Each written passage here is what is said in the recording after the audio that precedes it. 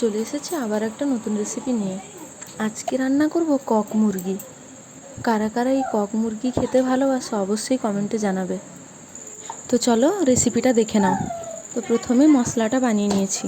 প্রতিদিনের ঘরোয়া মশলাই দিয়েছি, যেমন জিরে, ধনে, শুকনো লঙ্কা, কাঁচা লঙ্কা, আদা, রসুন সমস্ত মশলা ভালো করে বেটে নিয়েছি। আজ আমি রান্নাটা করছি ইন্ডাকশানে। তো প্রথমেই কড়াইটা বসিয়ে দিয়েছি। এবার সরিষার তেল দিয়ে আলুগুলো ভেজে নেব। এবার মাংস হচ্ছে, মাংসতে আলু থাকবে না, এটা কি হয়? তো আলুগুলো আমি হালকা করে ভেজে নিয়েছি। এবার কড়াইতে আবারও কিছুটা তেল দিয়ে দিয়েছি। এদিকে দেখো মাংসটা আমি ধুয়ে রেখেছিলাম, প্রথমে হালকা করে একটু ভেজে নেব। তোমরা না চাইলে না ভাজতে পারো, হালকা করে ভেজে তুলে নিচ্ছি। তোমরা দেখতেই পেলে মুরগিটা ডিম দিত, বেশ কয়েকটা ডিম ছিল। মাংসটা নামিয়ে নেওয়ার পরে যে তেলটা বেঁচেছিল ওই তেলটা দিয়ে রান্নাটা করব। দিয়ে দিয়েছি কুচনো পেঁয়াজ। এবার দিয়ে দিব বেটে রাখা মশলাটা। এবার দিয়ে কিছুক্ষণ কষিয়ে নেব। যেহেতু মাংসতে আমি আগে থেকে কোনো মশলা মাখাইনি, সমস্ত মশলা এই মশলা কষানোর সময় দেব। দিয়ে দিচ্ছি পরিমাণ মতো হলুদ আর নিয়েছি টমেটো। আবারও কিছুক্ষণ কষিয়ে নিব। মশলাটা হালকা কষানো হয়ে এলে দিয়ে দিব মশলা ধোয়া জল। মশলা ধোয়া জলটা দিয়ে আরও কিছুক্ষণ কষিয়ে নিব।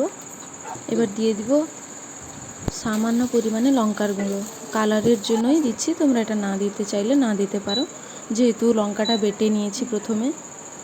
এবার দিয়ে দিব ভেজে রাখা মাংসটা। মাংসটা দিয়ে আবারও কিছুক্ষণ কষিয়ে নিব। মশলাটা কষাতে কষাতে একবার ঢাকা দিয়েও কষিয়ে নিব। ঢাকাটা তুলে এবার দিয়ে দিব পরিমাণ মতো টক দই। একটু নেড়ে নিচ্ছি, তারপর দিয়ে দিচ্ছি টক দই। দিয়ে দিব পরিমাণ মতো লবণ, দিয়ে ভালো করে আবারও একটু কষিয়ে নেব। সমস্ত মাংসের মধ্যে যতক্ষণ না টক দইটা মিশিয়ে যাচ্ছে ততক্ষণই কষাতে থাকবো। এবার দিয়ে দিচ্ছি ভেজে রাখা আলুটা দিয়ে আরও কিছুক্ষণ কষিয়ে নেব। এবার বেশ কয়েকবার ঢাকা দিয়ে দিয়ে রান্নাটা করব। রেসিপিটা কেমন লাগলো তোমাদের অবশ্যই কমেন্টে জানাবে। ভালো লাগলে লাইক শেয়ার করতে যেন ভুলো না।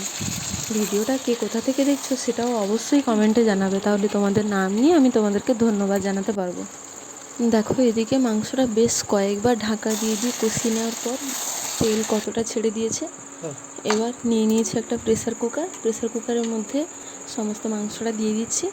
দিয়ে দিব পরিমাণ মতো গরম জল। আমি রান্নাটা একেবারে পাতলা করে করব, তাই একটু বেশি পরিমাণে জলটা দিয়েছি। তোমরা যে যেরকম ঝোল খাবে সেইভাবে জলটা দিবে। দিয়ে দিচ্ছি ওপর থেকে কুচিয়ে রাখা ধনে পাতা আর গরম মশলার গুঁড়ো। এবার 10 থেকে 12টার মতো সিটি দিয়ে নিব, তাহলেই রান্নাটা হয়ে যাবে। দেখো একেবারে গরমের দিনে হালকা পাতলা এইভাবে মাংস রান্না করে খাবে, তাহলে একেবারে শরীরের জন্য স্বাস্থ্যকর হবে এবং খেতেও বেশ ভালো লাগবে। রান্না তো কমপ্লিট, এবার খেয়ে দেখার পালা।